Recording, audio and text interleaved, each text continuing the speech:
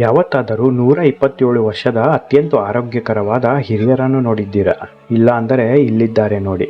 ಇವರೇ ಭಾರತ ದೇಶ ಮತ್ತು ಇಡೀ ಪ್ರಪಂಚಕ್ಕೆ ಹಿರಿಯ ಜೀವಿ. ಇವರನ್ನು ಸೂಪರ್ ಸೀನಿಯರ್ ಸಿಟಿಜನ್ ಅಂತ ಹೇಳುತ್ತಾರೆ. ಇವರು ಭಾರತ ದೇಶದ ಅತ್ಯಂತ ಪ್ರಸಿದ್ಧ ವ್ಯಕ್ತಿ ಕೂಡ. ಕೆಲವರಿಗೆ ಇವರ ಬಗ್ಗೆ ಈಗಾಗಲೇ ಗೊತ್ತಿರುತ್ತೆ, ಇನ್ನು ಕೆಲವರಿಗೆ ಈ ವಿಡಿಯೋ ನೋಡಿದ ಮೇಲೆ ಇವರ ಬಗ್ಗೆ ಸಂಪೂರ್ಣ ಮಾಹಿತಿ ಸಿಗುತ್ತೆ. 127 ವರ್ಷದ ಹಿರಿಯರು ಎಷ್ಟು ಲವಲವಿಕೆ ಮತ್ತು ಆಕ್ಟಿವ್ ಆಗಿದ್ದಾರೆ ಎಂದು ಖಂಡಿತ ನೋಡಿದರೆ ಎಂಥವರಿಗಾದರೂ ಮನಸ್ಸಿಗೆ ಸಂತೋಷ ಆಗುತ್ತೆ, ಒಂದು ಇನ್ಸ್ಪಿರೇಷನ್ ಆಗಿ ಹೊರಹೊಮ್ಮುತ್ತೆ. ಇವರು ಇರೋದು ಭಾರತ ದೇಶದ ಪುಣ್ಯಕ್ಷೇತ್ರವಾದ ವಾರಣಾಸಿಯಲ್ಲಿ. ಸ್ನೇಹಿತರೆ, ಇವರ ಹೆಸರು ಸ್ವಾಮಿ ಶಿವಾನಂದ. ಯೋಗ ಮಾಡೋದ್ರಲ್ಲಿ ಮಾಸ್ಟರ್. ಪ್ರತಿದಿನ ಸಾವಿರಾರು ಯುವಕರು ಮತ್ತು ಹಿರಿಯರಿಗೆ ಯೋಗ, ಧ್ಯಾನ ಮತ್ತು ಆಹಾರದ ಕಾಳಜಿ ಬಗ್ಗೆ ಪಾಠ ಮಾಡುತ್ತಾರೆ. ಮತ್ತೊಂದು ಅದ್ಭುತ ಮತ್ತು ಸಂತೋಷದ ವಿಚಾರ ಏನಪ್ಪಾ ಅಂದರೆ, ಸ್ವಾಮಿ ಶಿವಾನಂದ ಅವರಿಗೆ ಇತ್ತೀಚೆಗಷ್ಟೇ ಪದ್ಮಶ್ರೀ ಪ್ರಶಸ್ತಿ ಕೂಡ ದೊರೆಯುತ್ತೆ.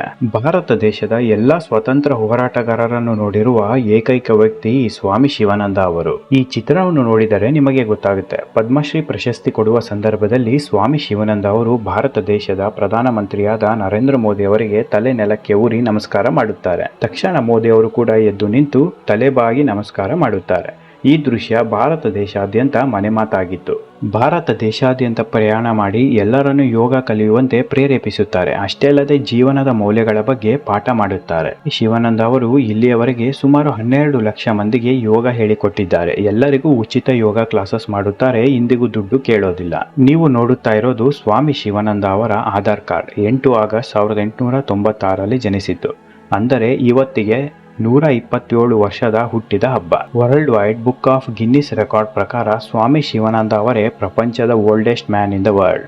ಇವರ ಮುಂದೆ ಇಂಗ್ಲಿಷ್ ಮಾತನಾಡಬೇಕು ಅಂದರೆ ಮತ್ತೊಂದು ಜನ್ಮ ಎತ್ತಿ ಬಂದರೂ ಸಾಧ್ಯವಿಲ್ಲ. ಅಷ್ಟೊಂದು ಫ್ಲೂಯೆಂಟ್ ಇಂಗ್ಲಿಷ್ ಮಾತನಾಡುತ್ತಾರೆ. ಬರೀ ಇಂಗ್ಲಿಷ್ ಅಲ್ಲ, ಕನ್ನಡ, ತೆಲುಗು, ತಮಿಳ್, ಹಿಂದಿ ಎಲ್ಲ ಭಾಷೆಯನ್ನು ಸ್ವಚ್ಛವಾಗಿ ಮಾತನಾಡುತ್ತಾರೆ, ಬರೆಯುತ್ತಾರೆ. ಇಲ್ಲಿಯ ತನಕ ಸ್ವಾಮಿ ಶಿವಾನಂದ ಅವರು ಬರೋಬ್ಬರಿ 13,000 ಪುಸ್ತಕಗಳನ್ನು ಓದಿದ್ದಾರೆ. ಸಾವಿರಾರು ಪುಸ್ತಕಗಳನ್ನು ತಮ್ಮ ಕೈಯಾರೆ ಬರೆದು ಪಬ್ಲಿಷ್ ಮಾಡಿದ್ದಾರೆ. ಅಷ್ಟೇ ಅಲ್ಲದೆ ಸ್ವಾಮಿ ಶಿವಾನಂದ ಅವರ ಜೀವನ ಆಧಾರಿತ ಚಲನಚಿತ್ರ ಕೂಡ ಬೆಳ್ಳಿ ತೆರೆಗೆ ಬರಲು ಸಜ್ಜಾಗಿದೆ.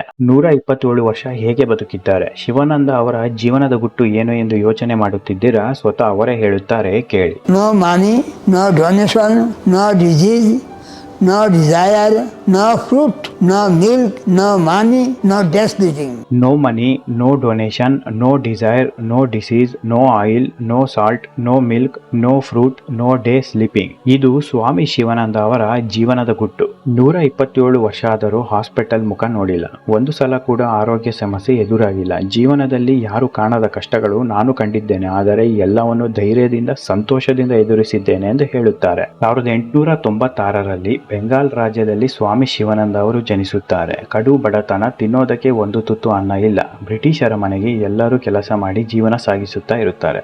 ಸ್ವಾಮಿ ಶಿವಾನಂದ ಅವರು 6 ವರ್ಷ ಇರಬೇಕಾದರೆ ಬ್ರಿಟಿಷರು ತನ್ನ ತಂದೆ, ತಾಯಿ, ತಂಗಿಯನ್ನು ಹತ್ಯೆ ಮಾಡುತ್ತಾರೆ. ನಾನು ಇಲ್ಲೇ ಇದ್ದರೆ ನನ್ನನ್ನು ಕೊಂದು ಬಿಡುತ್ತಾರೆ ಎಂದು ಯೋಚನೆ ಮಾಡಿ ಬೆಂಗಾಲ್ ರಾಜ್ಯದಿಂದ 600 ಕಿಲೋಮೀಟರ್ ನಡೆದುಕೊಂಡು ಹೋಗಿ ವಾರಣಾಸಿಗೆ ಬರುತ್ತಾರೆ. ಸಾಕಷ್ಟು ವರ್ಷಗಳ ಕಾಲ ವಾರಣಾಸಿಯಲ್ಲಿ ಭಿಕ್ಷೆ ಬೇಡಿಕೊಂಡು ಜೀವನ ಮಾಡಿದ್ದಾರೆ. ನಂತರ ಯಾವುದೋ ಗುರುಗಳ ಪರಿಚಯ ಆಗಿ ಯೋಗಾಭ್ಯಾಸ ಶುರು ಮಾಡುತ್ತಾರೆ. ಸ್ವಾಮಿ ಶಿವಾನಂದ ಅವರು ಯೋಗವನ್ನು ತಮ್ಮ ಜೀವನದ ಭಾಗವಾಗಿ ತೆಗೆದುಕೊಳ್ಳುತ್ತಾರೆ. 18 ವರ್ಷ ಇರುವಾಗಲೇ ಪ್ರಪಂಚದ ಎಲ್ಲರಿಗೂ ಯೋಗ ಕಲಿಸಬೇಕು ಎಂದು ನಿರ್ಧಾರ ಮಾಡಿ ಪ್ರಪಂಚಾದ್ಯಂತ ತಮ್ಮ ಪ್ರಯಾಣ ಆರಂಭ ಮಾಡುತ್ತಾರೆ. ಸ್ವಾಮಿ ಶಿವಾನಂದ ಅವರು ಬರೋಬ್ಬರಿ 75 ದೇಶಗಳನ್ನು ಸುತ್ತಿ ಯೋಗ ಕಲಿಸಿ ಬಂದಿದ್ದಾರೆ.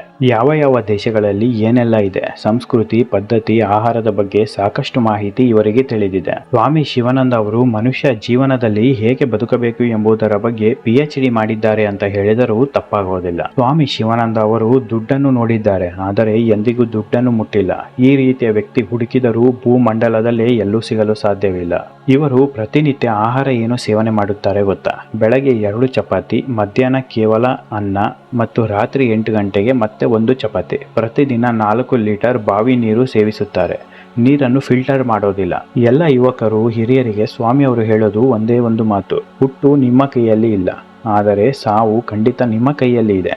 ಬೇರೆಯವರ ಸುಖಕ್ಕೆ ಜೀವನ ಮಾಡಬೇಡಿ, ನಿಮ್ಮ ಸುಖಕ್ಕೆ ಜೀವನ ಮಾಡಿ. ಬದುಕಿರುವ ತನಕ ಒಂದೊಂದು ನಿಮಿಷವೂ ಸಂತೋಷದಿಂದ ಜೀವಿಸಿ. ಪ್ರತಿಯೊಬ್ಬರಲ್ಲೂ ಒಂದೊಂದು ವಿಶೇಷ ಪ್ರತಿಭೆ ಇರುತ್ತೆ. ಈ ಪ್ರತಿಭೆಯನ್ನು ಹೊರತಂದರೆ ಜೀವನದಲ್ಲಿ ಸುಖ, ಶಾಂತಿ ಎಲ್ಲವೂ ಸಿಗುತ್ತೆ. ಅದು ನಿಮ್ಮ ಕೈಯಲ್ಲೇ ಇದೆ ಎಂದು ಹೇಳುತ್ತಾರೆ. ನನಗೆ ಇನ್ನು ಕೇವಲ 127 ವರ್ಷ. ಇಷ್ಟು ಬೇಗ ಸಾಯುವುದು ಅಂದರೆ ಏನು ಅರ್ಥ? ಇನ್ನು 50-60 ವರ್ಷ ಬದುಕಿ ಲಕ್ಷಾಂತರ ಜನಕ್ಕೆ ಯೋಗ ಹೇಳಿಕೊಡಬೇಕು ಎಂದು ಸ್ವಾಮಿ ಶಿವಾನಂದ ಅವರು ಹೇಳುತ್ತಾರೆ. ಸ್ವಾಮಿ ಶಿವಾನಂದ ಅವರಿಗೆ ಸರ್ಕಾರದಿಂದ ನಡೆದ ಆರೋಗ್ಯ ತಪಾಸಣೆಯಲ್ಲಿ ಒಂದು ವಿಚಾರ ಬೆಳಕಿಗೆ ಬರುತ್ತೆ. ಇವರ ಅಂಗಾಂಗಗಳು ಎಷ್ಟು ಆರೋಗ್ಯವಾಗಿ ಇದ್ದಾವೆ ಅಂದರೆ 10-15 ವರ್ಷ ಬಾಲಕನಿಗಿರುವ ಆರೋಗ್ಯ ಇವರಿಗೆ ಇದೆ. ಮೆಡಿಕಲ್ ರಿಸರ್ಚ್ ಹೇಳಿರುವ ಪ್ರಕಾರ ಸ್ವಾಮಿ ಶಿವಾನಂದ ಅವರು ಇನ್ನು 50-60 ವರ್ಷ ಬದುಕುವ ಸಾಧ್ಯತೆ ಇದೆ. ಪ್ರಪಂಚಾದ್ಯಂತ ನಡೆಯುವ ಎಜುಕೇಶನ್ ಕ್ವಿಜ್ ಕಾಂಪಿಟೇಷನ್ ಅಂದರೆ ಇವರಿಗೆ ಅಚ್ಚುಮೆಚ್ಚು. 2019ರಲ್ಲಿ ಅಬುಧಾಬಿಯಲ್ಲಿ ನಡೆದ ಇಂಟರ್ನ್ಯಾಷನಲ್ ಎಜುಕೇಶನ್ ಕ್ವಿಜ್ ಕಾಂಪಿಟೇಷನ್ ನಲ್ಲಿ ಭಾಗವಹಿಸಿ ಪ್ರಶಸ್ತಿಯನ್ನು ಕೂಡ ಗೆದ್ದಿದ್ದಾರೆ.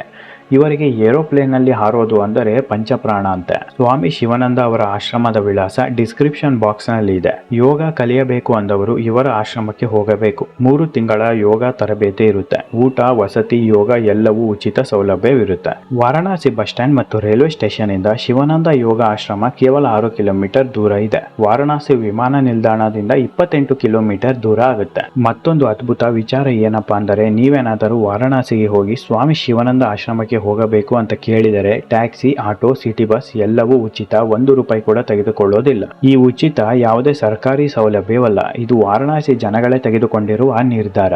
ವಾರಣಾಸಿ ಜನಗಳಿಗೆ ಸ್ವಾಮಿ ಶಿವಾನಂದ ಅವರು ಅಂದರೆ ದೇವರಿದ್ದ ಹಾಗೆ. ಇಂದು ಸ್ವಾಮಿ ಶಿವಾನಂದ ಅವರ 127 ವರ್ಷದ ಹುಟ್ಟಿದ ಹಬ್ಬ.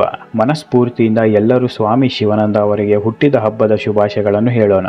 ದೇವರು ಇವರಿಗೆ ಇನ್ನೂ ಹೆಚ್ಚು ಆರೋಗ್ಯ, ಆಯಸ್ಸು ಕೊಡಲಿ ಎಂದು ಬೇಡಿಕೊಳ್ಳೋಣ. ನಿಮಗೆ ಈ ವಿಡಿಯೋ ಇಷ್ಟ ಆಗಿದ್ರೆ ದಯವಿಟ್ಟು ಒಂದು ಶೇರ್ ಮಾಡಿ, ಲೈಕ್ ಮಾಡಿ, ಸಬ್ಸ್ಕ್ರೈಬ್ ಮಾಡಿ. ಪಕ್ಕದಲ್ಲೇ ಇರುವ ಬೆಲ್ ಐಕಾನ್ ಪ್ರೆಸ್ ಮಾಡೋದನ್ನ ಮರೆಯಬೇಡಿ. ಇದೇ ರೀತಿ ಇಂಟ್ರೆಸ್ಟಿಂಗ್ ವಿಚಾರದೊಂದಿಗೆ ಖಂಡಿತ ಮುಂದಿನ ವಿಡಿಯೋದಲ್ಲಿ ಮತ್ತೆ ಬರುತ್ತೇನೆ. ಅಲ್ಲಿವರೆಗೂ ಎಲ್ಲರಿಗೂ ಶುಭ ದಿನ.